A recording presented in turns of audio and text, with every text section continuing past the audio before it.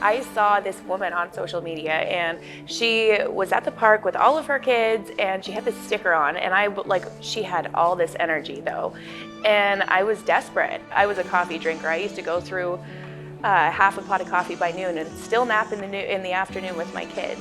I'm that mom that puts the laundry in the washing machine and it gets to the dryer and then it sits in a pile on the couch. In my mind, there was no way that that sticker was making her feel as good as she was saying she felt. She was talking about these 3-day mini experiences, and I got one. I did my 3 steps in the morning, and that day I sprinkled my whole house. I took my kids to the park. I made a roast dinner. I did 8 loads of laundry, washed, dried, folded, and put away. Everybody noticed. My friends, my family, my sister, my husband, they just saw a different me. It just changed my family's life.